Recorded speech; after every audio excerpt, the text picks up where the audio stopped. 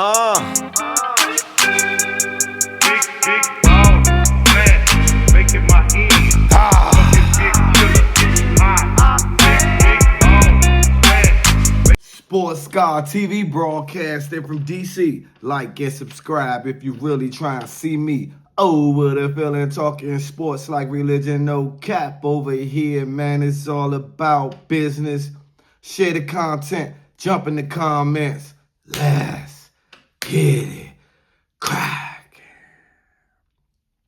What's going on, YouTube? You already know, man. Like I said, it's your boy Sports Guy TV. I'm super thankful to be back with you guys. I'm super thankful for all the likes and all the subscribers. And without you guys, this channel would not grow. If you're new, you know what to do. Hit the like and subscribe button, man. Share the content, like I said. Jump in the comments, like I say. Let's get it cracking. The NFC East, one of the most historic divisions in the National Football League, have made history once again, being the only division to ever have 4 starting black quarterbacks, with the latest New York Giant addition, presumably the starting quarterback, Russell Wilson. Once he signed with the New York Giants, you have paired Russell Wilson with Dak Prescott, Jalen Hurts, and Jaden Daniels. 2 out of the 4 quarterbacks whom have won a Super Bowl. Russell Wilson, 2 years removed from his runner-up rookie year season. Obviously, RG3 won the Rookie of the Year in 2012. Russell Wilson was the runner-up. And Russell Wilson won a Super Bowl with the Legion of Boom back in 2014 with Pete Carroll and all of those fantastic players. Even Bobby Wagner, who is a Commander, was with that squad. Legendary running back Marshawn Lynch, aka Beast Mode. You know what I'm saying? And then you had Jalen Hurts, who recently just won the Super Bowl against the Kansas City Chiefs and has appeared in 2 Super Bowls versus the Kansas City Chiefs. 1-1 with the Chiefs. Jaden Daniels reached the NFC Championship game in his rookie, by far the best rookie season in NFL history. He has reached the NFC Championship game with a loss to the Philadelphia Eagles, the eventual Super Bowl champions. Then you got Dak Prescott, who has been in the league, 7, 8 years now.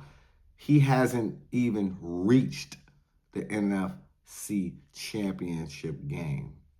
And he has 2 playoff wins. So Jaden Daniels in 1 year has eclipsed or has tied Dak Prescott for playoff wins, but has done something that Dak Prescott has not done, which is reach the NFC Championship game. Now, I can arguably say that Dak Prescott's teams over his career has by far been better than the team assembled around Jaden Daniels last year. Receiving corps, running back committee, defense, coaching staff, all of the above when it comes to putting together a NFL franchise. Dak Prescott has had every opportunity to excel and exceed the expectations. Notably, all quarterbacks in that division are mobile. You have your Russell. He may not be as mobile as he once was, but Russell Wilson is a mobile quarterback. Jalen Hurts, obviously, is a mobile quarterback. Jaden Daniels, obviously, is a mobile quarterback. And before Dak Prescott got to the league, he was known as a mobile quarterback. He is still mobile in the NFL, but chooses to sit tight in the pocket. He can move, though, when he needs to. This is going to be an interesting season within the division itself.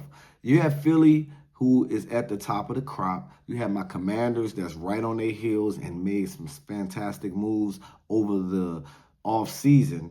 And then you got a toss-up between the Giants and the Cowboys. I will give the Cowboys the edge over the Giants. There have been talks. The Giants are not off the table with selecting, now that they got Russell Wilson, at least for a year rental, which and they also have Jameis Winston, whom I like, by the way, because I just like the way Jameis Winston personality is. I like the way Jameis Winston play quarterback. Yeah, he gonna throw some picks, but he's also gonna be aggressive. He gonna get the ball downfield. He gonna take some shots. Win, lose, or draw, you know he gonna pull the trigger, right? And so that's what you kind of want, you know, minus the mistakes, right? But they haven't ruled out grabbing Travis Hunter at wide receiver. You already know they got a stud number one receiver in Malik Neighbors, who were teammates with Jaden Daniels, and Malik Neighbors hit the NFL feet on the ground running, 1,000-yard campaign, a bunch of touchdowns, a bunch of receptions, already making this mark in the league. You add Travis Hunter to the mix with Russell Wilson. Who knows how that dynamic can pan out with the New York Football Giants? Do you take a Travis Hunter, or if, let's say, Shedeur Sanders is there, because I believe Cam Ward will be gone either with the 1 or 2 pick potentially, or do you, like I said, or do you grab Travis Hunter, who can, you know, play both sides? What do you draft him for? Do you draft him to be in a cornerback? Do you draft him to be a wide receiver? Do you draft him to do a little bit of both? Can he uphold and withstand the super tough schedule of being an NFL football player, the pounding, the punishment that they take on a weekly basis? We shall see. But the division itself is going to be interesting, considering, like I said, it's the first division to have 4 starting black quarterbacks. And we all know the prototypical things that used to be said about a black quarterback. Well, they can't read defenses well. They are just athletic, so to speak. You know, you got your Lamar Jacksons, you have your Patrick Mahomes, now you have your Jaden Daniels, now, you know, you have your Jalen Hurts, and, you know, and so forth. But you had, before then, you had your Warren Moons and your Randall Cunninghams and your Steve McNairs and those caliber of quarterbacks. And as the years pass and the league evolves, everyone is turning towards the dual threat type of quarterback. One that can extend plays with his legs, one that can make plays while he's extending with his legs down the field, throwing the football, and one that can read defenses.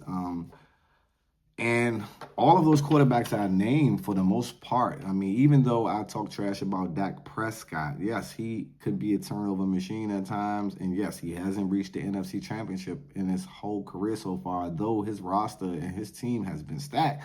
He can read defenses and he can play the quarterback position. He's damn sure getting paid like a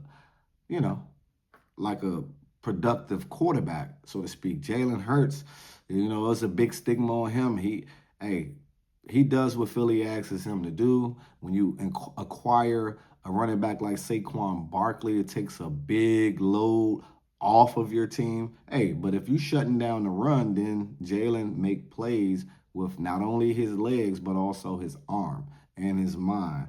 Because he did do a lot of check out scenarios and situations in that playoff run.